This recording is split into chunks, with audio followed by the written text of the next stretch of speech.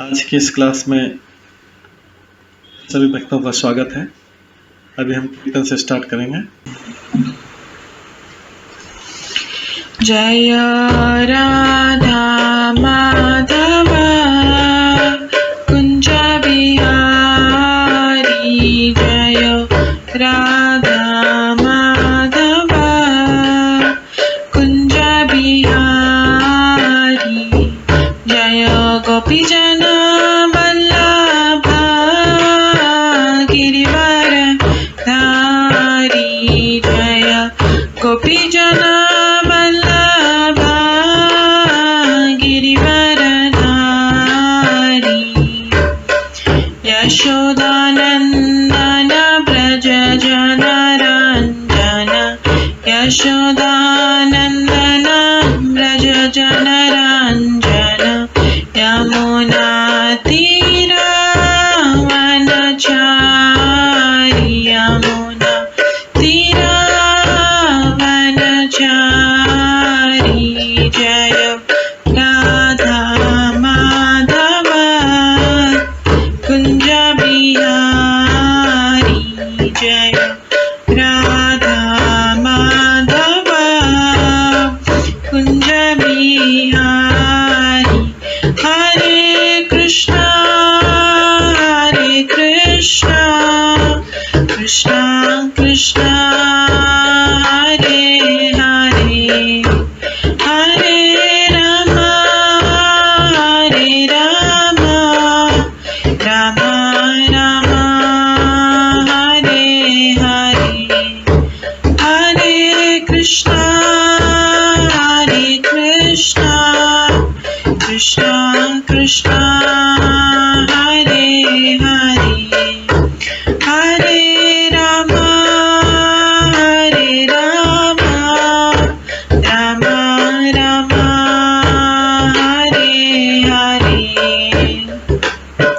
हरे कृष्णा कृष्णा कृष्णा हरे हरे, हरे राम राम राम हरे हरे, हरे कृष्णा कृष्णा कृष्णा हरे हरे, हरे राम राम राम हरे हरे, हरे कृष्णा कृष्णा कृष्णा हरे हरे, हरे राम राम राम हरे हरे, हरे कृष्णा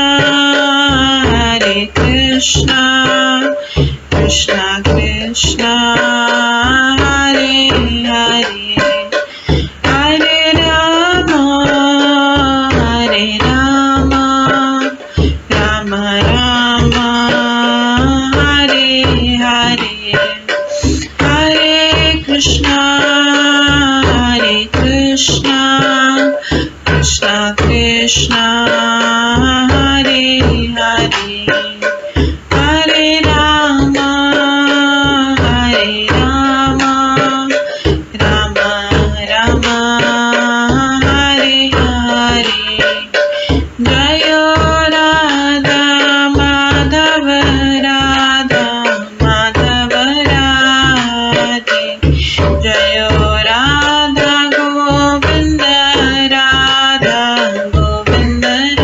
राधे, जय गौरानताय,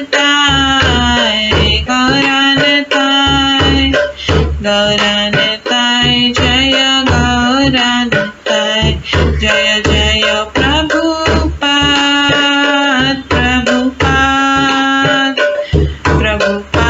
जय जय प्रभुपाद, जय जय गुरुदेव, जय जय गुरुदेव, नित्य गौर हरि बोल, हरि बोल नित्य गौर हरि बोल। गौर प्रेमानंदे हरि हरि बोल।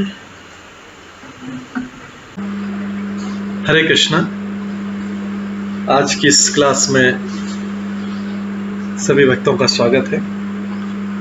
अभी मंगलाचरण से स्टार्ट करेंगे। ॐ ज्ञानतिमिरन्धस्य ज्ञानाञ्जनशलाकया चक्षुरुन्मिलितं येन तस्मै श्रीगुरुवे नमः। श्रीचैतन्यमनोभीष्टं स्थापितं येन भूतले स्वयं रूप कदा मह्यं ददाति स्वपदान्तिकम्। वन्देऽहं श्रीगुरो श्रीयुतपदकमलं श्रीगुरुं वैष्णवांश्च श्रीरूपं साग्रजातं सहगणा रघुनाथान्वितं तं सजीवं साद्वैतं सावधूतं परिजनसहितं कृष्णचैतन्यदेवं श्रीराधाकृष्णपादान् सहगणा ललिता श्रीविशाखान्वितांश्च। नमो विष्णुपदाय कृष्णपृष्ठाय भूतले श्रीमते भक्तिवेदान्त स्वामिन्निति नामिने। नमस्ते सरस्वती देवे गौरवाणी प्रचारिणे निर्विशेषा शून्यवादी पाश्चात्यदेशतारिणे। वाञ्छाकल्पतरुभ्यश्च कृपा सिन्धुभ्येव च पतितानां पावनेभ्यो वैष्णवेभ्यो नमो नमः। जय श्री कृष्ण चैतन्य प्रभु नित्यानंद श्री अद्वैत गदाधर शिवासादि गौर भक्तवृंद। हरे कृष्णा कृष्णा कृष्णा हरे हरे, हरे राम राम राम हरे हरे। ओम नमो भगवते वासुदेवाय। ओम नमो भगवते वासुदेवाय। ओम नमो भगवते वासुदेवाय। नारायणं नमस्कृत्य नरं चैव नरोत्तमं देवीं सरस्वतीं व्यासं ततो जयमुदीरये। नष्टप्रायेषु भद्रेषु नित्यं भागवत सेवया भगवते उत्तम श्लोके भक्तिर्भवति नैष्ठिकी। कृष्णाय वासुदेवाय देवकी नंदनाय च नंदगोपकुमाराय गोविन्दाय नमो नमः। सर्ववेदान्तसारमे श्रीभागवतम् इष्यते तद्रसामृतात् नान्यत्र स्याद्रति क्वचित्। आराध्यो भगवान् ब्रजेश कन्यस्तनधाम वृन्दावन रम्या काचिदुपासना ब्रजवधूवर्गेण या कल्पिता। श्रीमद्भागवतं प्रमाणम् अम्लं प्रेम कुमार्थमः श्रीचैतन्य महाप्रभुमतम् इदं तत्रादरो न परम्। मूकं करोति वाचालं पङ्गुलङ्घयते गिरिं यत्कृपातमहं वन्दे परमानन्दमाधवम्। हरे कृष्णा।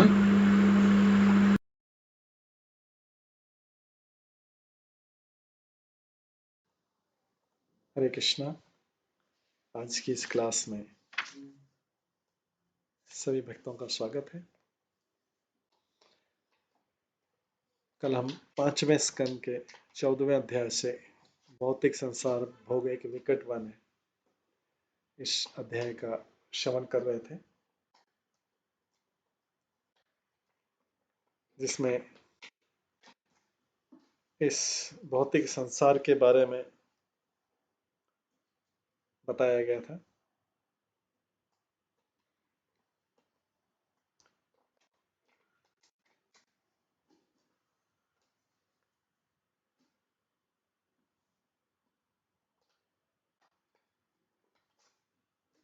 और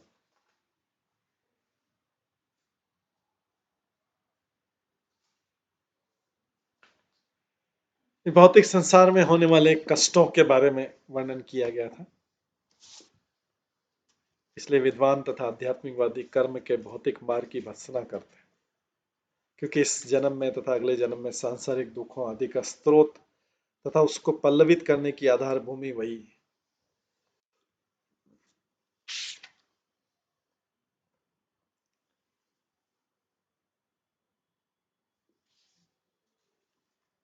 इस भौतिक जगत रूपी वन में बद्ध जीव सर्पों तथा अन्य जंतुओं जैसे ईर्ष्यालु शत्रुओं के द्वारा दंशित होता रहता है। कई बार शत्रु के छलावे से बद्ध जीव अपने प्रतिष्ठित पद से च्युत हो जाता है।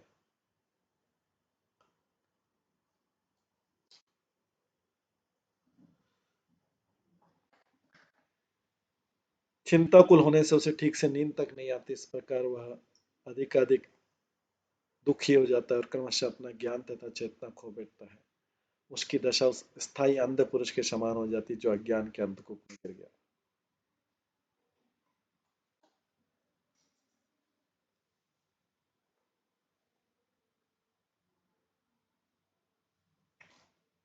ये कल हमने श्रवण किया था। इसके बाद 24वें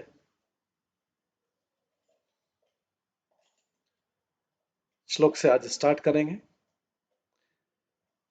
मुक्त तथा यदि बंधात देवदत्त उपाच्छिन्नति तस्मादपि विष्णुमित्र इति अन्वस्थिति।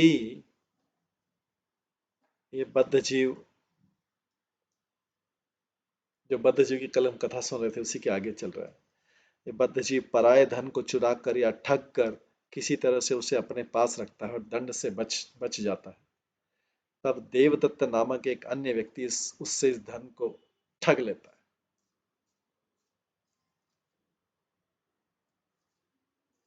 तब जो है देवदत्त नामक एक अन्य व्यक्ति इस धन को उससे ठग लेता है।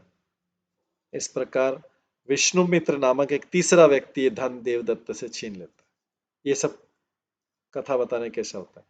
बद्धजीव पराये धन को ठग कर किसी तरह से उसे अपने पास रखता है और दंड से बच जाता है। तब देवदत्त नामक एक अन्य व्यक्ति उस धन को इससे ठग लेता है, इससे उसे वो ले लेता है। इस प्रकार विष्णु मित्र माता तीसरा जो व्यक्ति है वो देवदत्त वाले धन को छीन लेता है। तो धन किसी भी दशा में एक स्थान पर टिकता नहीं, यह एक हाथ से दूसरे हाथ में जाता रहता है। अंत में इसका कोई उपभोग नहीं कर पाता और श्री भगवान की संपत्ति बन जाता है। या तो डायरेक्टली दे दिया जाए या फिर इस तरीके से जाएगा। तात्पर्य में धन तो सौभाग्य की देवी लक्ष्मी से आता है और लक्ष्मी जी स्वयं पूर्ण पुरुषोत्तम भगवान नारायण की संपत्ति। तो नारायण को छोड़कर लक्ष्मी जहां कहीं भी स्थिर नहीं रहती। नारायण को छोड़कर लक्ष्मी कहीं पे भी स्थिर नहीं रहती। इसलिए इसका नाम एक नाम चंचला भी है। जब तक वे अपने पति नारायण के संग नहीं होती वे शांति पूर्वक नहीं रह पाती। जैसे भौतिकतावादी रावण लक्ष्मी को हर ले गया, सीता को, सीता लक्ष्मी। रावण ने भगवान राम की पत्नी का अपहरण किया। परिणाम यह कि रावण का समस्त परिवार, वैभव, साम्राज्य विनष्ट हो गया और सौभाग्य की देवी सीता जी उसके चंगुल से मुक्त होकर पुनः भगवान श्री राम से पुनः मिल गए। इस प्रकार समस्त धन, वैभव तथा ऐश्वर्य श्री कृष्ण का। भगवद गीता में भी कहा गया है, भोक्ता राम एक तपसाम सर्वलोका महेश्वरा। पूर्ण पुरुषोत्तम भगवान समस्त यज्ञों तथा तपों के भुगतान, सभी लोगों के सर्वोच्च स्वामी। मूर्ख भौतिकतावादी मनुष्य धन संग्रह करते हैं और अन्य चोरों से चुराते हैं,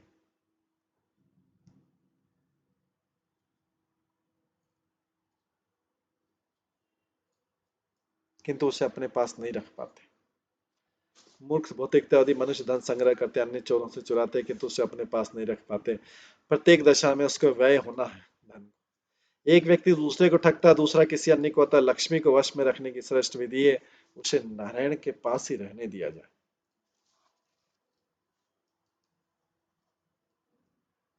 कृष्ण भावनावत का आंदोलन का यही उद्देश्य है। हम नारायण सहित लक्ष्मी जी की पूजा करते हैं, हम विभिन्न साधनों से धन संग्रह करते हैं, किंतु धन किसी व्यक्ति का न होकर राधा तथा कृष्ण का होता है। यदि वह धन लक्ष्मी नारायण की सेवा में लगाया जाता है तो भक्त स्वतः ही वैभवपूर्ण जीवन बिताता है। किंतु यदि कोई लक्ष्मी जी का उपभोग रावण की तरह करना चाहता है तो प्रकृति के नियमों द्वारा वो पराजित होगा और जो कुछ उसके अधिकार में वो छीन लिया जाएगा। अंत में मृत्यु सब कुछ अपने साथ ले जाएगी और मृत्यु ही श्री कृष्ण की प्रतिनिधि स्वरूप है। आगे बोला गया क्वचित च शीत वातादि अनेक अधिदेविक भौतिक आत्मीय नाम दशायां प्रतिनिवारेण अकल्प दुरंत चिंतया विष्णव विशेषणव आस्ते। भौतिक जगत के त्राप ताप त्रय से अपनी रक्षा न कर सकने के कारण बद्धजीव अत्यंत दुखी रहता है और शोकपूर्ण जीवन बिताता है।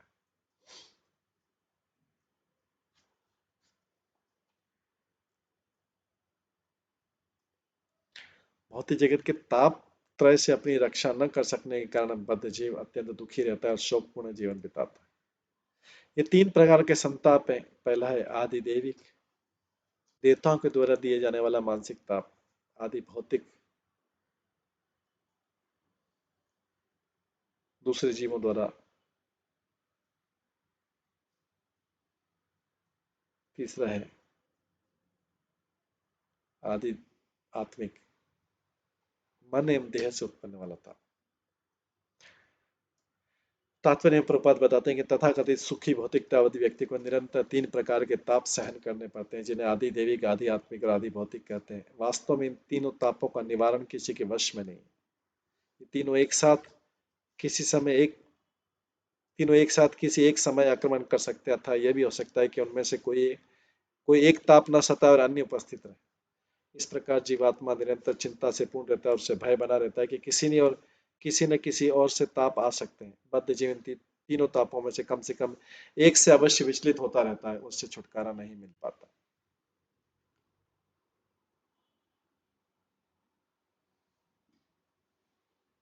आगे बोले क्वचित मिथ व्यवहारन क्वचित मिथ व्यवहारन यत किंचित धनम अनभ्येव वा ककिणां मात्रमपि अपहरन् यत किंचित वा विद्वेषम एति वित्तशाठ। जहाँ तक धन के लेन देन का संबंध है, यदि कोई मनुष्य किसी दूसरे की एक कौड़ी भी या इससे भी कम धन ठग लेता है तो वो परस्पर शत्रु बन जाता है। जहाँ तक धन के लेन देन का संबंध, यदि कोई मनुष्य किसी दूसरे की एक कौड़ी या उससे भी कम धन ठग लेता है तो वो परस्पर शत्रु बन जाता है। तात्पर्य इसे संसार दावानल कहते हैं। दो व्यक्तियों के बीच सामान्य लेन देन में भी सदैव ठगी होती, क्योंकि बद्ध जीव में चार प्रकार के दोष रहते हैं। वो भ्रम में रहता है, वो त्रुटियां करता है, उसका ज्ञान अपूर्ण है और उसमें ठगने की प्रवृत्ति पाई जाती है। जब तक सांसारिक बंधनों से छुटकारा नहीं होता है, चारों दोष बने रहते हैं। फलस्वरूप प्रत्येक व्यक्ति में ठगने की प्रवृत्ति रहती है, जिसे वह व्यापार या रुपयों के लेन देन में प्रयुक्त करता है।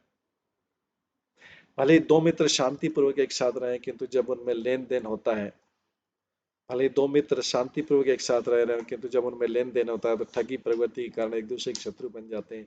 एक दार्शनिक किसी अर्थशास्त्री को और एक अर्थशास्त्री किसी दार्शनिक को जब वो धन के संपर्क में आ जाता है तो धोखेबाज कह सकता है।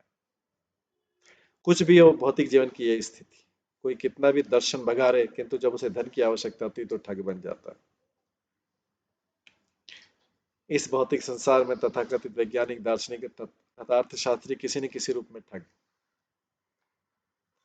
वैज्ञानिक इसलिए ठग किया जाता है क्योंकि विज्ञान के नाम पर ही अनेक मिथ्या बातें करते हैं। वे चंद्रमा पर जाने की योजना बनाकर जनता से अपने प्रयोगों के लिए विशाल धनराशि ठग लेते हैं।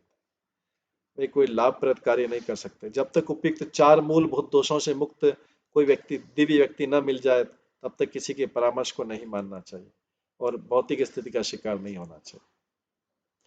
सर्वोत्तम विधि तो यही कि श्री कृष्ण ने उनके प्रामाणिक प्रतिनिधि से उपदेश ग्रहण किया जाए। इस तरह जीवन में तथा आगे भी सुखी हुआ जा सके।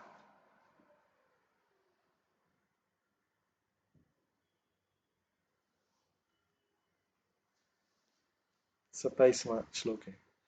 अध्वनियमुष्मिनय में उपसर्गा तथा सुख दुख राग द्वेष भय अभिमान प्रमादोन्माद शोक मोह लोभ मात्सर्य ईर्ष्या अवमान क्षुता पिपासा आदि व्याधि जन्म जरा मरणादय।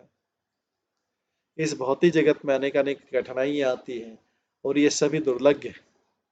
इनके अतिरिक्त तथाकथित सुख दुख राग द्वेष भय अभिमान प्रमाद उन्माद शोक मोह लोभ मत्सर ईर्ष्या अपमान क्षुधा पिपासा आदि व्याधि तथा जन्म जरा मरण से उत्पन्न होने वाली बाधाएं आती है। ये सभी मिलकर संसारी बद्ध जीव को दुख के अतिरिक्त और कुछ नहीं दे पाते।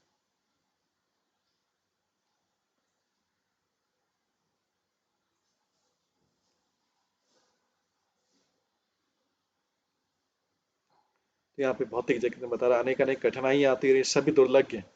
इनके अतिरिक्त तथाकथित सुख दुख राग द्वेष भय अभिमान प्रमाद उन्माद शोक लोभ मोह मत्सर ईर्ष्या अपमान क्षुधा पिपासा आदि व्याधि तथा जन्म जरा मरण से उत्पन्न होने वाली बाधाएं आती है।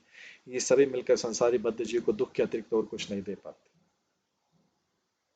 तात्पर्य, इस संसार में बद्ध जीव इन सभी परिस्थितियों को मात्र इंद्रिय तृप्ति के लिए स्वीकार करता है। यद्यपि व्यक्ति अपने को महान वैज्ञानिक अर्थशास्त्री दार्शनिक राजनीतिक तथा समाजशास्त्री घोषित करते रहते हैं, किंतु वास्तव में हैं वे शठ ठग। इसलिए भगवत गीता में उन्हें मूढ़ और नराधम वर्णित किया गया। न माम दुष्कति नो मूढ़ा प्रपद्यन्ते नराधमा मायापत ज्ञाना आसुरम भावमाश्रिता।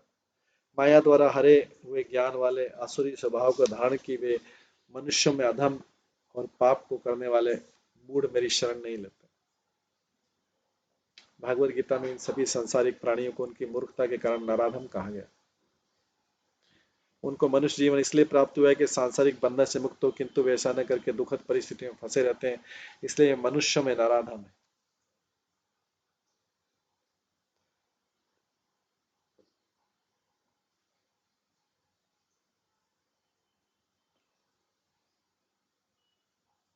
प्रश्न पूछा सकता है कि क्या वैज्ञानिक दार्शनिक अर्थशास्त्री तथा गणितज्ञ भी नराधम है?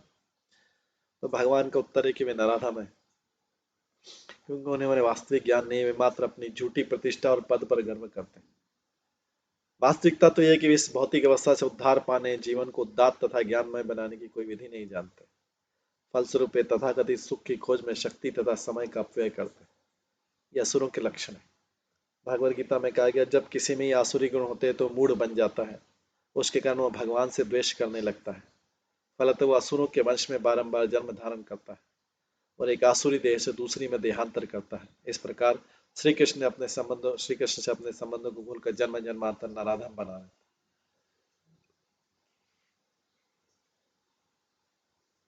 28वें श्लोक में क्वापि देव माया स्त्रिया भुजलता उपगूढ़ प्रसंकन विवेक विज्ञानयत विहार ग्रहारंभाकुल हृदय तताश्रय अवसक्त सुत द्रहित कलत्र भाषित अवलोक विचेष्टिता पत हृदय आत्मानम अजितात्मा अपारे अंधे तमसी प्रह्योणोति।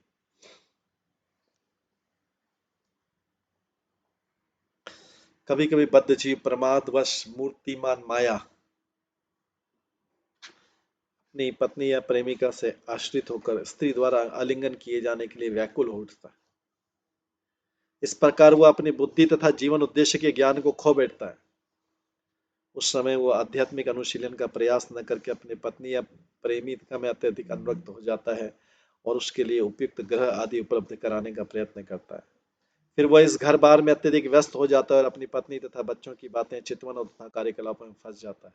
इस प्रकार वह कृष्ण भावना से वंचित होकर लौकिक स्तुति के गहन अंधकार में गिर जाता है। तात्पर्य में प्रभुपाद बताते हैं, जब बद्ध जीव को अपने प्राणोपम पत्नी का आलिंगन प्राप्त होता है तो वो कृष्ण भावनामत के विषय में सब कुछ भूल जाता है। वो अपनी प्रेमी पत्नी से जितना ही अनुरक्त होता है, पारिवारिक जीवन में उतना ही उलझता जाता है। बंगाली कवि श्री बंकिम चंद्र का कथन है कि प्रेमी की दृष्टि में उसकी प्रेमिका अत्यंत सुंदर होती, भले वो कुरूप क्यों न हो। यह आकर्षण देव माया कहलाता है। पुरुष और स्त्री के आकर्षण दोनों के लिए बंधन का कारण है। वास्तव में ये दोनों परा प्रकृति से संबंधित है, पर ये दोनों ही प्रकृति,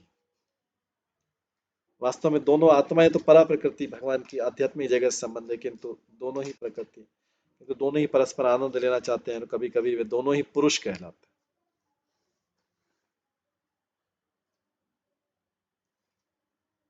सत्य तो है कि उनमें से कोई भी पुरुष नहीं है, किंतु ऊपर ऊपर से उन्हें पुरुष कहा जाता है। जो ही स्त्री तथा पुरुष का संयोग होता है, उनका लगाव घर बार खेत मित्र तथा धन से हो जाता है। इस तरह वे दोनों भौतिक जगत के जाल में पड़ जाते हैं। भुजलता, उपगूढ़ शब्द का अर्थ है लताओं के सदस्य सुंदर भुजाओं द्वारा अलंकित होकर, और ये बताता है कि किस प्रकार बद्ध जीव इस भौतिक जगत द्वारा बंध जाता है।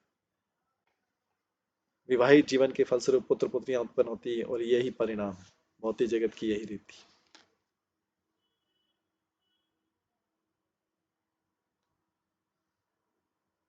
29वां श्लोक है, कदाचित ईश्वरस्य भगवत विष्णु चक्रात् परमाणुआदि द्विपरार्ध अपयग कान उपलक्षणात् परिवर्तने वयसारहंसा हरत आब्रह्म तृण स्तंभ आदिना भूतानाम निमिषतः मिषताम वित्रस्त हृदय तमेव ईश्वरम काल चक्र निजायुधम साक्षात भगवंतम यज्ञ पुरुषम अनादित्य पाखंड देवता कंक गृद बक वट प्राय आर्य समय परिहता संकेतेन विधत्ते। श्री कृष्ण द्वारा प्रयुक्त निजी आयुध हरि चक्र कहलाता है। ये चक्र काल चक्र है।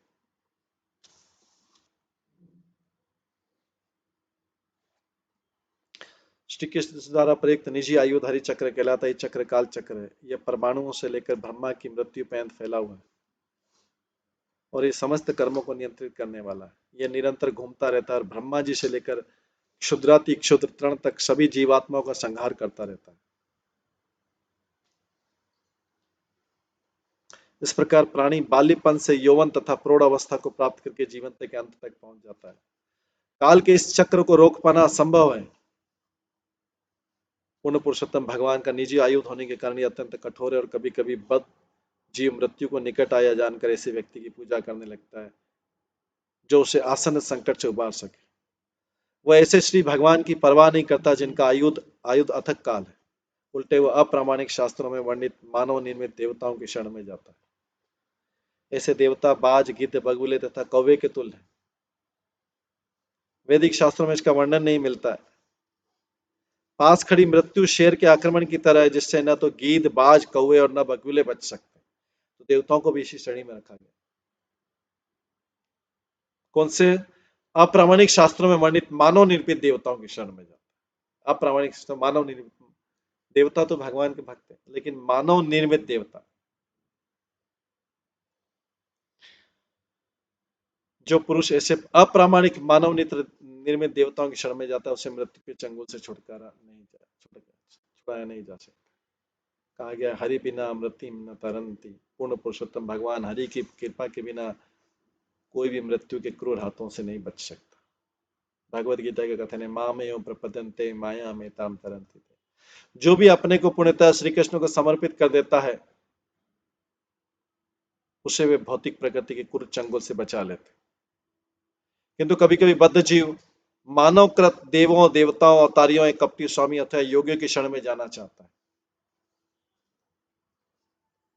ये सभी ठग अपने आप को धर्म के नियमों का पालक बताते हैं और इस कलयुग में अत्यंत प्रचलित है। ऐसे अनेक पाखंडी होते हैं जो शस्त्रों का आश्रय लिए बिना अपने आप को अवतार बताते हैं और मूर्ख लोग उनके अनुयायी बन जाते हैं।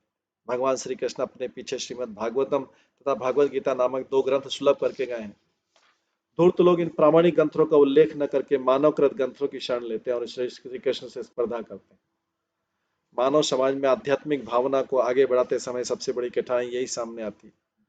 कृष्ण भावनामृत आंदोलन मनुष्य को शुद्ध कृष्ण भावनामृत के पथ पे लाने का भरसक प्रयत्न कर रहा है, किंतु धोखेबाज पाखंडी तथा नास्तिकों की संख्या इतनी अधिक है कि कभी कभी हमारी समझ में नहीं आता कि इस आंदोलन को किस प्रकार आगे बढ़ाया जाए। प्रभुपाद की चिंता बताते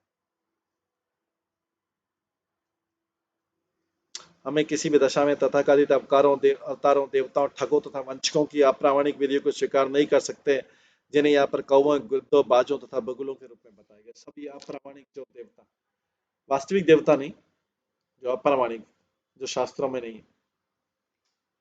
कई लोग मनुष्य सामान्य मनुष्यों को देवता बना लेते। 30वें श्लोक में कहा गया यदा पाखंडी आत्मवंचिते ते उरुवंचित ब्रह्म कुलम समावसन्तेषां शीलम उपनयन आदि श्रोत स्मार्त कर्मनुष्ठाने भगवतः यज्ञ पुरुषस्याराधनम् एव तत् अरोचयन शूद्रकुलं भजते निगमाचार्य श्रुतितः यस्य मिथुनी भाव कुटुंब भरणम यथावान रजाते। ऐसे छद्म स्वामी योगी तथा अवतारी जो पूर्ण पुरुषोत्तम भगवान में विश्वास नहीं करते हैं पाखंडी कहलाते हैं। वे स्वयं पतित होते हैं और ठगे जाते हैं क्योंकि वे आध्यात्मिक उन्नति का वास्तविक मार्ग नहीं जानते, अतः उनके पास जो भी जाता है वही ठगा जाता है। इस प्रकार से ठगे जाने पर वो कभी कभी वैदिक नियमों के असली उपासकों की शरण में जाता है,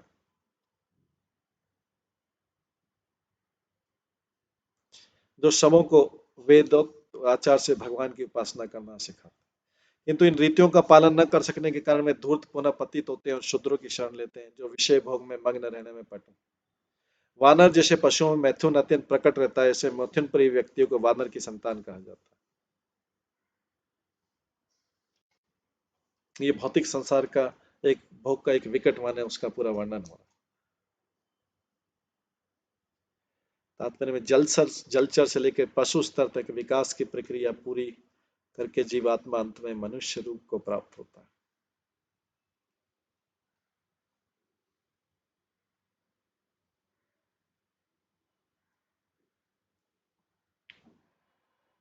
जलचर से पशु स्तर तक विकास की प्रक्रिया पूरा करके जीवात्मा अंत में मनुष्य रूप को प्राप्त होता है।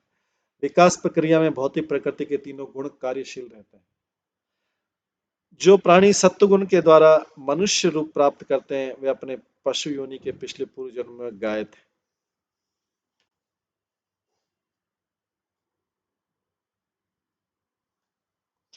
जो रजोगुण के द्वारा मनुष्य रूप प्राप्त करते हैं वे अंत में पूर्व जन्म में सिंह, और जो तमोगुण के कारण मनुष्य रूप धारण करते हैं वे पिछले पूर्व जन्म में बंदर थे।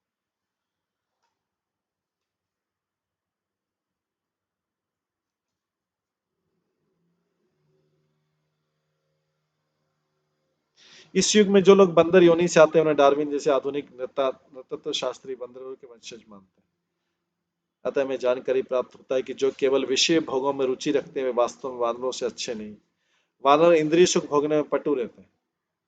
कभी कभी उनकी यौन ग्रंथियां निकाल कर मनुष्यों में लगा दी जाती है जिससे वे बुढ़ापे में भी यौन सुख प्राप्त कर सके। इस प्रकार आधुनिक सभ्यता ने प्रगति की।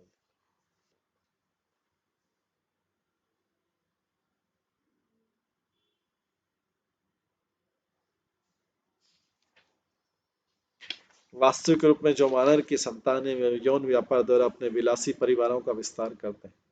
वेदों में भी कुछ ऐसे संस्कार है जिनके द्वारा यौन उन्नति करके उच्च लोकों में पहुंच जा सकता है, जहां देवता इंद्रिय सुख में प्रवृत्त रहते हैं। देवताओं को भी मैथुन के प्रति अति प्रवृत्ति रहती है क्योंकि सांसारिक सुख का मूल सिद्धांत यही। सर्वप्रथम जब बद्ध जीव सांसारिक कष्टों से मुक्ति पाने के उद्देश्य से नामधारी स्वामियों, योगियों तथा अवतारियों की शरण में जाता है तो वो उनके द्वारा ठगा जाता है। किंतु जब उससे उसकी तुष्टि नहीं होती तो वो भक्तों तथा विशुद्ध ब्राह्मणों के पास जाता है, जो सांसारिक बंधन की मुक्ति के लिए उसे ऊपर उठाते हैं। किंतु अविवेकी बद्ध जीव मैथुन, मादक द्रव्य, द्रुतिविया तथा मांसाहार वर्जित करने वाले नियमों का दृढ़तापूर्वक पालन नहीं कर पाता। इस प्रकार वो पतित हो जाता है और ऐसे मनुष्य के शरण में जाता है जो वानर तुल्य। कृष्ण भावना मत आंदोलन में ऐसे वानर शिष्य विधि विधानों का दृढ़ता से पालन न कर सकने के कारण कभी कभी पतित हो जाते हैं और मैथुन आश्रित समाज बनाने का प्रयास करते हैं। इसका प्रमाण है कि मनुष्य वानरों की संतान है, जैसा कि डार्विन ने पुष्टि की, इसलिए इससे स्पष्ट कहते हैं यथा वानर जाते।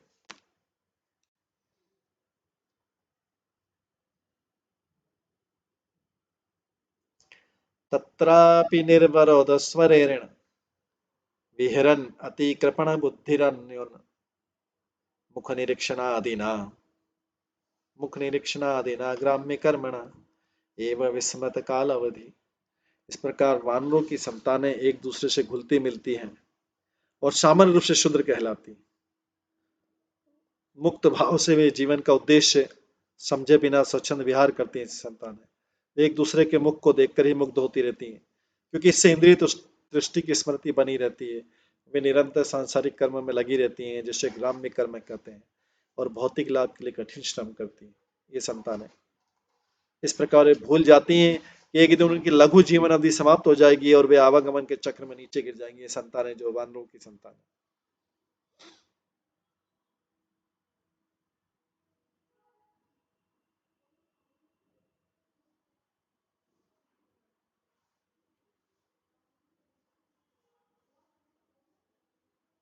तात्पर्य भौतिकतावादी मनुष्य को यदा कदा शूद्र या उनकी वानर जैसी बुद्धि के कारण वानरों की संतान कहा जाता है। उन्हें इसको जानने की तनिक भी चिंता नहीं रहती कि आवागमन चक्र किस प्रकार घटित होता है। नहीं उन्हें जानने की उत्सुकता रहती कि उनके मनुष्य योनि के इस लघु जीवन के बाद क्या होगा। यह शूद्रों की प्रवृत्ति है। ये कृष्ण भावना मत आंदोलन जो कि श्री चैतन्य महाप्रभु का अध्याय शूद्रों को ब्राह्मणों के पद तक ऊपर उठाने के लिए प्रयत्नशील, जिससे वे जीवन के वास्तविक उद्देश्य को जान सके। दुर्भाग्यवश इंद्रिय सुख में अत्यंत लिप्त होने के कारण भौतिकतावादी इस आंदोलन को गंभीरतापूर्वक सहायता नहीं कर रहे, उल्टे उनमें से कुछ उसे कुचलने का प्रयास करें। प्रभुपाद जी बोल रहे हैं, इस प्रकार ब्राह्मणों के कर्मों में विघ्न पहुंचाना वानरों का ही कार्य है। ये वानरों की संतान ही पूर्ण रूप भूल जाती कि उन्हें मरना है। उन्हें अपने वैज्ञानिक ज्ञान एवं भौतिक संस्कृति की प्रगति का अत्यधिक गर्व रहता है। ग्राम में कर्मणा शब्द केवल दैहिक सुखों की उन्नति के लिए निमित्त समस्त कार्यों के द्योतक है। इस प्रकार समस्त मानव समाज आर्थिक दशाओं दैहिक सुखों को बढ़ाने में संकल्प। लोग यह जानने के तनिक भी इच्छुक नहीं कि मृत्यु के पश्चात क्या होगा, और न ही वे आत्मा के देहांतरण में विश्वास रखते।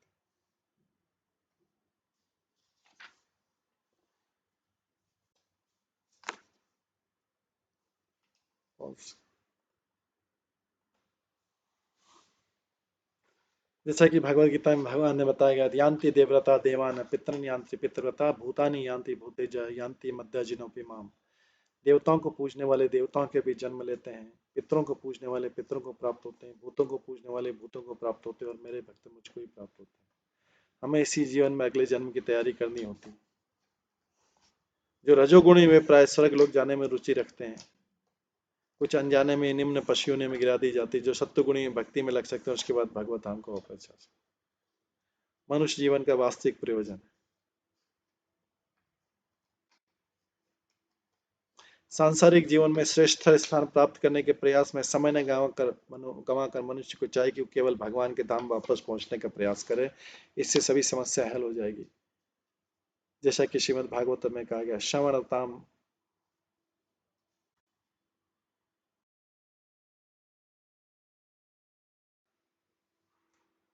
श्रवणताम सौ कथा कृष्ण पुण्य श्रवण कीर्तन हृदयंतस्थो हभद्राणी विदुनोति सुहत्सताम।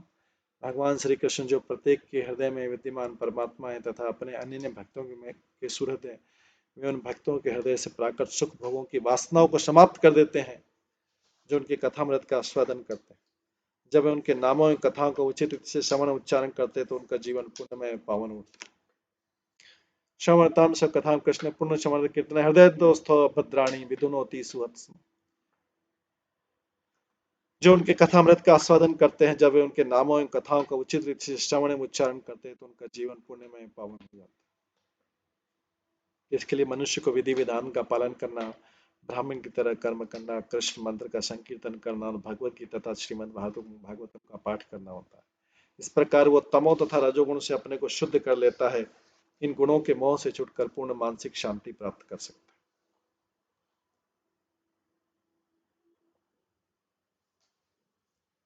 इस तरह कोई भी श्री भगवान तथा उनके साथ अपने संबंधों को समझ सकता है और उच्चतम सिद्धि को प्राप्त कर सकता है। सिद्धिम परमाम गता। आगे बोला, क्वचित द्रुम द्रुम बता एहिक अर्थेषु गहेषु रंसेन यथा वानर सुत द्वारा वत्सल विवाह क्षण। जिस प्रकार वानर एक वृक्ष से दूसरे वृक्ष पर कूदता रहता है, उसी प्रकार बद्ध जीव एक देह से दूसरी देह में जाता रहता है। कब तक? जब कोई शिकारी अंतत्व गत्वा वानर को बंदी बना लेता है तो छूटकर निकल नहीं पाता। उसी प्रकार ये बद्ध जीव क्षणिक इंद्रिय तप्ति में फंसकर भिन्न भिन्न प्रकार की देहों से आसक्त होकर ग्रस्त जीवन में बद्ध हो जाता है। ग्रस्त जीवन में बद्ध जीव को क्षणिक इंद्रिय सुख का आनंद प्राप्त होता है और इस प्रकार वह सांसारिक चंगुल से निकलने में सर्वथा असमर्थ हो जाता है। तात्पर्य श्रीमद् भागवत में कहा गया, विषय खलु सर्वतः स्यात्। किसी भी जीव रूप में आहार निद्रा मैथुन तथा आत्मरक्षा ये दैहिक आवश्यकताएं प्राप्त है। किसी भी जीव रूप, यहाँ पर बताया कि वानर मैथुन के प्रति अत्यधिक आकृष्ट होता है। प्रत्येक वानर की कम से कम 2 दर्जन पत्नियां रहती है और वो पंद्रियों को पकड़ने के लिए एक वृक्ष से दूसरे वृक्ष पर कूदता रहता है और अविलंब संभोग में जुट जाता है। इस प्रकार वानर का व्यापार है एक वृक्ष से दूसरे वृक्ष में कूदकर अपनी पत्नियों के साथ यौनाचार का आनंद लेना। बद्ध जीव यही कर रहा है, वो एक देह से दूसरे देह में देहांतर करके मैथुनरत रहता है। इस प्रकार वो भूल जाता है कि भौतिक बंधन से किस प्रकार मुक्ति हुआ जाए। कभी कभी कोई शिकारी बंदरों को पकड़कर डॉक्टरों को बेच देता है ताकि उनकी ग्रंथियों को निकालकर दूसरे मानवों में लगाया जाए। ये सारा धंधा आर्थिक विकास और विकसित यौन जीवन के नाम पर चलाया जाए।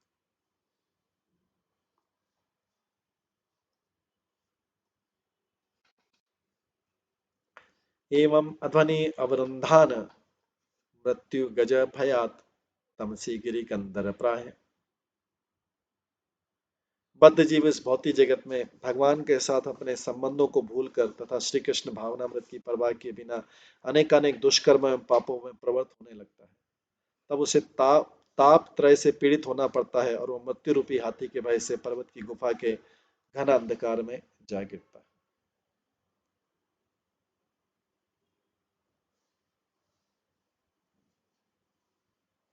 प्रत्येक प्राणी मृत्यु से भयभीत है और भौतिकतावादी व्यक्ति चाहे कितना भी बलवान क्यों हो, उसे रोग तथा बुढ़ापा आने पर मृत्यु का संदेश स्वीकार करना पड़ता है।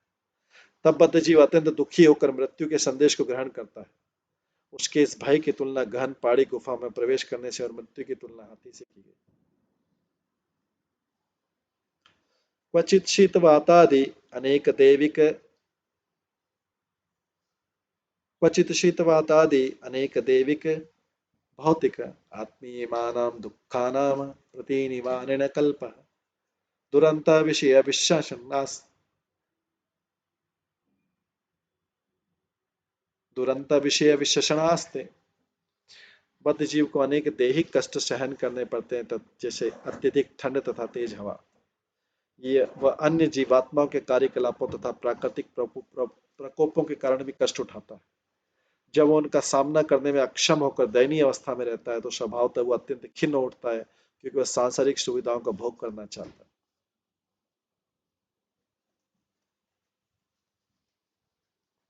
इस सब जीव की दशा के बारे में बताया जा रहा है। क्वचित मिथ विहरन्यत किंचित धनम उपयाति क्वचित मिथ विहरन्यत किंचित धनम उपयाति वित्त शाठयेन। कभी कभी बद्ध जीव परस्पर आदान प्रदान करते हैं, किंतु कालांतर में ठगी के कारण उनमें शत्रुता उत्पन्न होती है। आपस में मित्र होते हैं, लेकिन किंतु कालांतर में ठगी के कारण में शत्रुता उत्पन्न होती है। भले ही रंश मात्र लाभ हो, बद्ध जीव परस्पर मित्र न रहकर एक दूसरे के शत्रु बन जाते हैं।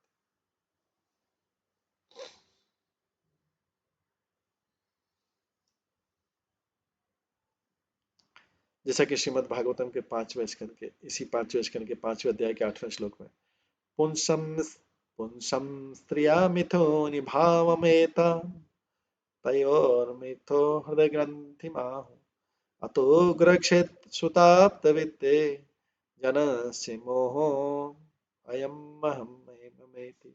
वानर तुल्य बद्ध जीव पहले मैथुन में आसक्त होता, वास्तविक संभोग हो जाने पर वह और अत्यधिक लिप्त हो जाता है। तब उससे कुछ भौतिक सुखों की आवश्यकता होती है, जैसे निवास स्थान, भोजन, मित्र, संपत्ति इत्यादि। इन्हें प्राप्त करने के लिए उसे दूसरों को ठगना पड़ता है और इससे घनिष्ठ मित्रों से भी शत्रुता हो जाती है। कभी कभी बद्ध जीव तथा उसके पिता या गुरु के बीच शत्रुता ठन जाती है। जब तक कोई विधि विधान में दृढ़ नहीं रहता, भले ही कृष्ण भावनामृत आंदोलन का सदस्य क्यों न वो भ्रष्टा करता रहता है। फलतः हमें शिष्यों की विधि नियमों की दृढ़ता फलतः हम शिष्यों को विधि नियमों की दृढ़ता का पालन का उपदेश देते हैं, अन्यथा शिष्यों में विरोध होने पर मानवता के उत्थान के लिए किए जाने वाला ये महत्वपूर्ण आंदोलन अवरुद्ध हो जाएगा। अतः जो कृष्ण भावनात्मक आंदोलन को आगे बढ़ाने के इच्छुक हैं, उन्हें इसे स्मरण रखना चाहिए और विधि विधानों का कठोरता से पालन करना चाहिए, जिससे उसका मन विचलित न हो। क्वचित क्षीण धन शय्यासन अशन आदि उपभोग विहीन यावत प्रतिलब्ध मनोरथ उपगते आदाने अवसति मति तत ततः अवमानादिनी जनात अभिलभते। कभी कभी धन अभाव के कारण बद्ध जीव को पर्याप्त स्थान प्राप्त करने में कठिनाई होती। कभी तो उसे बैठने तक के लिए स्थान नहीं मिल पाता, न ही उसे अन्य आवश्यक वस्तुएं प्राप्त होती। दूसरे शब्दों में वो अभाव का अनुभव करता है और नैतिक साधनों से इन आवश्यकता को न प्राप्त करने पर वो अनैतिक ढंग से दूसरों की संपत्ति का अपहरण करता है। जब उसे वांछित वस्तुएं प्राप्त नहीं हो पाती तो दूसरों से अपमान ही प्राप्त करता है, जिससे वह अत्यंत खिन्न होता है।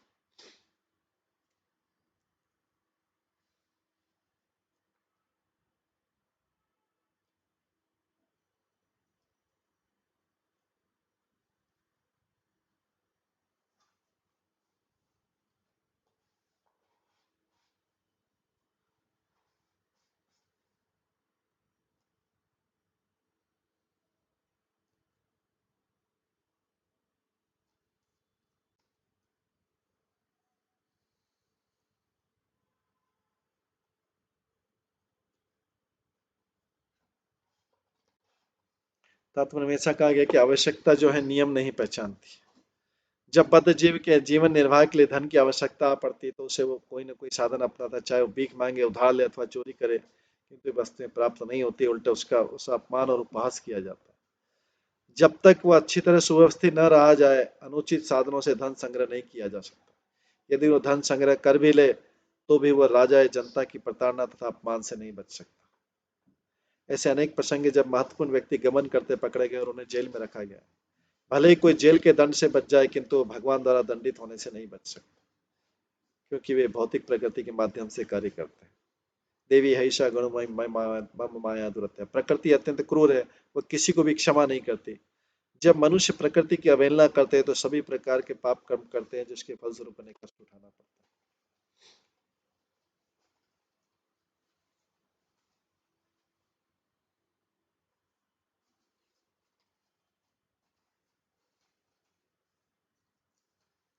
एवं व्यतिसंग विव्रत वैरानुबंधन अपि पूर्ण वासनाया मिथ उद्यति अथ अपवहति। अपनी इच्छाओं की बारंबार पूर्ति के लिए मनुष्य परस्पर शत्रु होने पर भी कभी कभी विवाह संबंध स्थापित कर लेते हैं। दुर्भाग्यवश ये विवाह दीर्घ काल तक नहीं चल पाते और ऐसे लोग तलाक के अन्य कारणों से पुनः विलग हो जाते हैं। तात्पर्य बताया, जैसा कि पहले बता चुका है, प्रत्येक बद्ध जीव में छलने की प्रवृत्ति होती है। यहाँ तक कि विवाह संबंधों में भी इस भौतिक जगत में सर्वत्र एक ही बद्ध जीव दूसरे से ईर्ष्या करते हैं। तो मनुष्य कुछ काल तक भले ही परस्पर मित्र बने रहे, किंतु वे अंततः शत्रु बन जाते हैं और धन के लिए लड़ते हैं। कभी कभी विवाह संबंध भी स्थापित कर लेते हैं, किंतु बाद में तलाक या अन्य साधनों से विलग हो जाते हैं। तात्पर्य है कि ऐसा एक के कभी स्थायी नहीं रहता।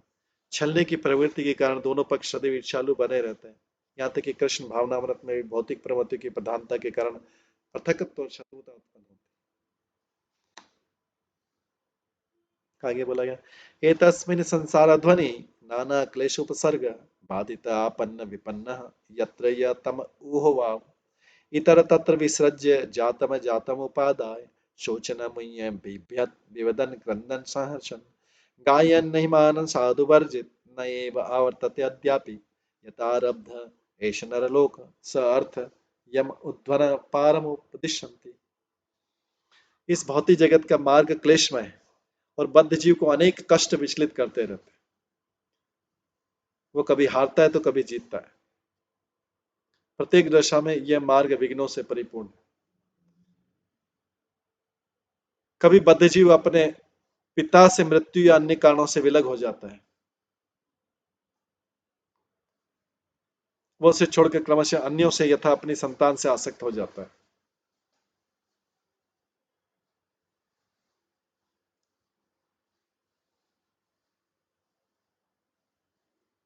इस प्रकार बद्ध जीव कभी कभी भ्रमित और कभी कभी भय के मारे जोर जोर से चित्कार करता है। कभी वो अपने परिवार का भरण करते हुए प्रसन्न होता है, तो कभी अत्यधिक अत्यधिक प्रसन्न हो जाता है, सुरीले गीत गाता है।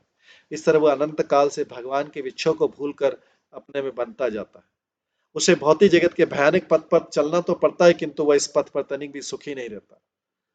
स्वरूप सिद्ध मनुष्य इस भयानक पद से छूटने के निमित्त श्री भगवान की शरण ग्रहण करते हैं।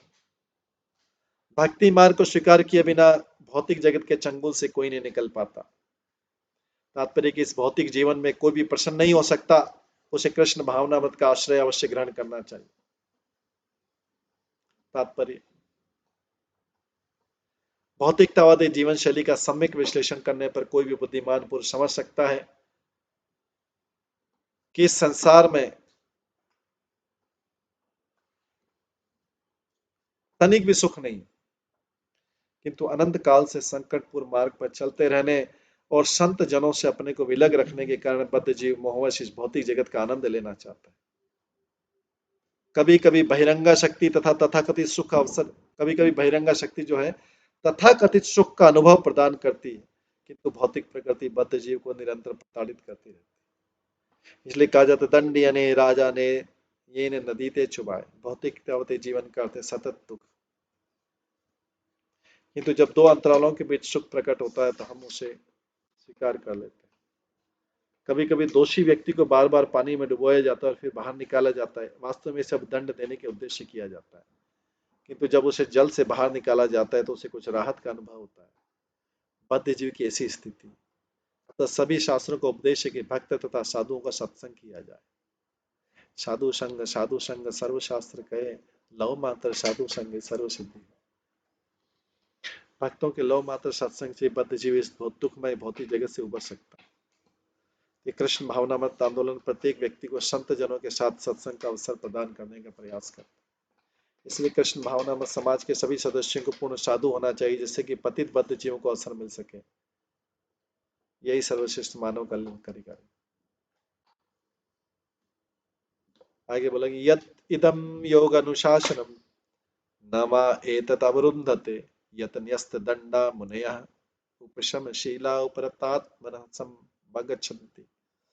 समस्त जीवात्माओं के मित्र मुनिजन संयत आत्मा होते हैं। समस्त जीवात्माओं के मित्र मुनिजन संयत आत्मा होते हैं। वे अपनी इंद्रियों और मन को वश में कर चुके होते हैं। जो मुनिजन होते हैं वो अपने इंद्रियों को अपने मन के वश में कर चुके होते हैं और उन्हें मुक्ति पथ जो श्री भगवान तक पहुंचने का मार्ग सरलता पूर्वक प्राप्त हो। क्लेशमय भौतिक परिस्थिति में संलग्न रहने तथा हतभाग्य होने के कारण भौतिक त्यागी व्यक्ति मुनिजनों की संगति नहीं कर पाते। तात्पर्य में बोला गया महामुनि जड़ भरत ने क्लेशमय दशा तथा उससे बचने के लिए साधन इन दोनों का वर्णन किया है। इसने बचने का उपाय एकमात्र है, भक्तों की संगति और भक्त की संगति और यह संगति अत्यंत सुगम है। यद्यपि भाग्यहीन व्यक्तियों को भी यह सुअवसर प्राप्त होता है, किंतु दुर्भाग्यवश वे शुद्ध भक्तों की शरण में नहीं जा पाते। वे लगातार कष्ट भोगते रहते हैं। फिर भी वह कृष्ण भावनामत आंदोलन इस बात पर बल देता है कि प्रत्येक प्राणी हरे कृष्ण महामंत्र का जप करके इस पथ का अनुसरण करे। कृष्ण भावनामत के उपदेशक द्वार द्वार जाकर लोगों को ये बताते हैं कि भौतिक जीवन के कष्टों से किस प्रकार छुटकारा पाया जा सकता है। जैसा कि चैतन्य महाप्रभु ने कहा, गुरु कृष्ण प्रसाद पाए भक्ति लता बीज। श्री कृष्ण तथा गुरु महाराज की कृपा से भक्ति का बीज प्राप्त हो सकता है। तनिक की बुद्धिमान होने पर कृष्ण भावनामत का अनुशीलन किया जा सकता है और इस प्रकार भौतिक जीवन के दुखों से छुटकारा पाया जा सकता है।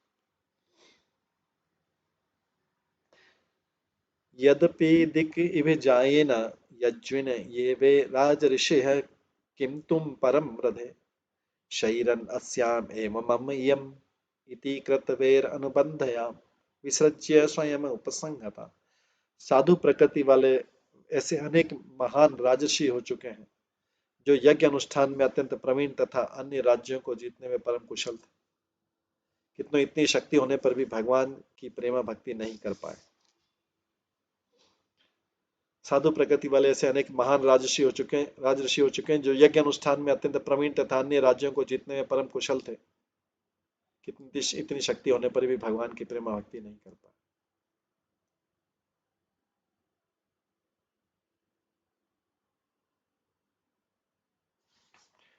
क्योंकि महान राजा मैं देह स्वरूप ये मेरी संपत्ति इस मिथ्या बोध को भी नहीं जीत पाए।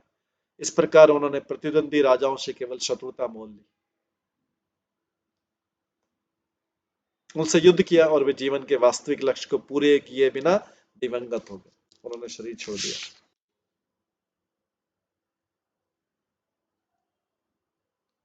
अनेक राजा हुए लेकिन भगवान की प्रेमा भक्ति नहीं करते। तो तात्पर्य में प्रभुपाद बताते हैं बद्ध जीव का वास्तविक जीवन उद्देश्य भगवान के साथ विस्मृत संबंध की पुनर्स्थापना तथा भक्ति में संलग्न होना है, जिससे वो देह त्याग के पश्चात कृष्ण भावनामत को पुनर्जीवित करने में समर्थ हो सके। मनुष्य की ब्राह्मण क्षत्रिय वैश्य शूद्र या अन्य किसी रूप में अपनी वृत्ति छोड़ने की आवश्यकता नहीं है। किसी भी स्थिति में अपना नियत कर्तव्य करते हुए मात्र श्री कृष्ण के प्रतिनिधि स्वरूप भक्तों के सत्संग से ही कृष्ण भावना का विकास संभव। क्योंकि वे ही इस विज्ञान की शिक्षा दे सकते। दुख की बात है कि बड़े बड़े राजनीतिक एवं नेता इस भौतिक जगत में केवल शत्रुता उत्पन्न करते हैं और उनकी रुचि आध्यात्मिक उन्नति की ओर नहीं होती। सामान्य व्यक्ति के लिए भौतिक उन्नति अत्यंत मोहक होती है, किंतु अंततः उसे परास्त होना पड़ता है, क्योंकि वो स्वयं को भौतिक देह और इससे संबंध प्रत्येक वस्तु को अपनी संपत्ति मान बैठता है। यही अविद्या है। वास्तव में उसका अपना कुछ भी नहीं होता, यहाँ तक कि देह भी नहीं। अपने कर्म के फलस्वरूप मनुष्य को एक विशेष देह प्राप्त होती है। यदि वो इस देह का उपयोग भगवान को प्रसन्न करने में नहीं करता तो उसके सारे कार्य निष्फल हो जाते हैं। जीवन का वास्तविक उद्देश्य का उल्लेख श्रीमद् भागवतम के पहले स्कंद के दूसरे अध्याय के 13वें श्लोक में अंतः पुंभिर्द्विजश्रेष्ठा अतः पुंभिर्द्विजश्रेष्ठा वर्णाश्रम विभागशः स्वानुष्ठित तस्य धर्मस्य संसिद्धि हरितोषणम। वस्तु तो इसका कोई महत्व नहीं कि मनुष्य कौन सा कार्य करता है। यदि वह श्री भगवान को केवल संतुष्ट कर सकता है तो उसका जीवन सफल है। अतः पुंभिर्द्विजश्रेष्ठा वर्णाश्रम विभागशः स्वानुष्ठित तस्य धर्मस्य संसिद्धि हरितोषणम।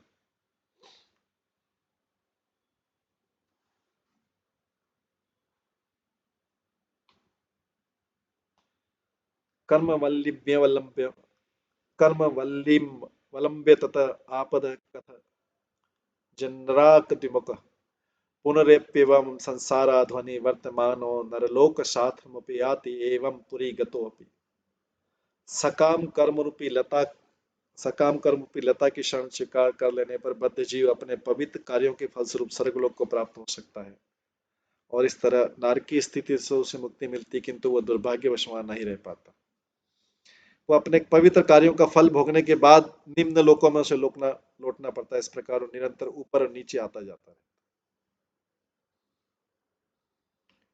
सकाम कर्म रूपी लता की शरण स्वीकार कर लेने पर बद्ध जीव अपने पवित्र कार्यों के फलस्वरूप स्वर्ग लोक को प्राप्त हो सकता है और इस तरह नरक की स्थिति से भी तो उसे मुक्ति मिल सकती है, किंतु दुर्भाग्यवश वहां रह नहीं पाता। उसे अपने पवित्र कार्यों का फल भोगने के बाद उसे स्वर्ग लोक से भी निम्न लोकों में लौटना पड़ता है और इस प्रकार वो निरंतर ऊपर और नीचे आता जाता रहता है। इस प्रसंग में चैतन्य महाप्रभु का कथन है, ब्रह्मांड भ्रमित कौन भाग्यवान जीव गुरु कृष्ण प्रसाद पाए भक्ति लता बीच। सृष्टि से लेकर प्रलय पर्यंत लाखों वर्षों तक भ्रमण करते रहने पर भी किसी को भौतिक जगत के पद से तब तक छुटकारा नहीं मिल पाता जब तक कि उसे किसी विशुद्ध भक्त के चरणारविंद में शरण प्राप्त नहीं होती। जिस प्रकार एक वानर जो है वट वृक्ष की शाखा जिस प्रकार एक वानर वट वृक्ष की एक शाखा का आश्रय पाकर आनंद का अनुभव करता है, उसी प्रकार बद्ध जीव अपने जीवन के असली ध्येय को जाने बिना सकाम कर्म रूपी कर्मकांड का आश्रय लेता है। कभी कभी वह इन कार्यों के द्वारा स्वर्ग तक पहुंच जाता है तो कभी फिर से पृथ्वी पर नीचे आ जाता है। श्री चैतन्य महाप्रभु ने इसका वर्णन ब्रह्मांड भ्रमित कहकर वर्णन किया। किंतु यदि श्री कृष्ण की कृपा से कोई भाग्यवान जीव गुरु की शरण प्राप्त करता है तो उसे भगवान की भक्ति करने की विधि का पता लग जाता है। इस प्रकार वह इस भौतिक जगत के सतत संघर्ष से छूटने की युक्ति जान लेता है। इसलिए वेदों का आदेश है कि मनुष्य गुरु महाराज की शरण में जाना चाहिए। वेदों की घोषणा है, तद्धि ज्ञानार्थ स्वयं गुरुमेवाभिगच्छते। भगवद गीता में भी कहा गया, तद्विधि प्रणिपातेन परिप्रश्न सेविया उपदेक्ष्यन्ति ते ज्ञानम ज्ञानिनस्तत्त्वदर्शिनः। सदगुरु के शरणागत होकर दंडवत प्रणाम विनम्र जिज्ञासा निष्कपट भाव से उनकी सेवा करके उस तत्व को जानना। वे तत्व को जानने वाला आत्मज्ञानी महापुरुष तेरे ज्ञान का उपदेश दे। श्रीमद् भागवत में भी इसी प्रकार का उपदेश है। तस्माद् गुरुम प्रपद्येत, 11वें स्कंद में, तस्माद् गुरु प्रपद्येत जिज्ञासु श्रेय उत्तमम शाब्दे परे च निष्णातम ब्रह्मण्यो ब्रह्मण उपशम आश्रयम। सच्चा सुख प्राप्त करने के लिए आकांक्षी व्यक्ति को चाहिए कि वो प्रामाणिक गुरु की खोज करे और दीक्षा के द्वारा उसकी शरण प्राप्त करे। उसके गुरु में यह विशेषता होनी चाहिए कि उसने धर्म ग्रंथों के सार को सावधानी पूर्वक अनुभव कर लिया और अन्य लोगों को भी इसकी प्रतीति करा सके। ऐसे महान पुरुष जिन्होंने समस्त भौतिक इच्छाओं का त्याग कर श्री भगवान की शरण प्राप्त कर लिए, उन्हें प्रामाणिक गुरु मानना चाहिए। इसी प्रकार महान वैष्णव श्री विश्वनाथ चक्रवर्ती ठाकुर का उपदेश है, यश प्रसाद आद भगवत प्रसाद। गुरु की कृपा से श्री कृष्ण की कृपा प्राप्त होती है। श्री चैतन्य महाप्रभु ने यही उपदेश दिया। यह आवश्यक है मनुष्य की चाहिए कि कृष्ण भावना पर तक आए और शुद्ध भक्ति की शरण में जाए। इस प्रकार से भाव बंधन से छुटकारा प्राप्त किया जा सकता है।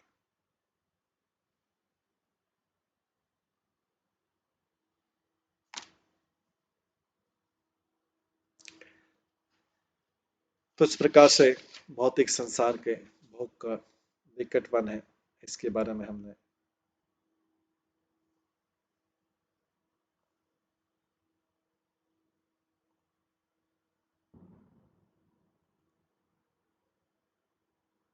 श्रवण किया।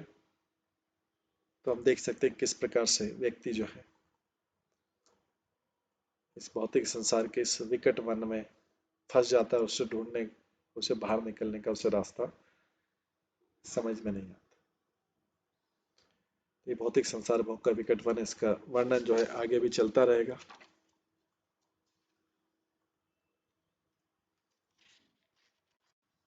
इसको हम अगली क्लास में श्रवण करेंगे। उसके बाद में राजा प्रीवित के वंशजों का वर्णन सुनेंगे। आज इसको यहीं पे समाप्त करते हैं, यहीं पे विराम देते हैं। ये जड़ भरत के उपदेशों का सार सुनने के बाद सुखदेव गोस्वामी परीक्षित महाराज को बता रहे थे सारा वर्णन, क्योंकि परीक्षित महाराज ने प्रश्न पूछा था। परीक्षित महाराज ने प्रश्न पूछा था, वो इसको समझ नहीं पाए जो जड़ भरत की शिक्षाएं थी।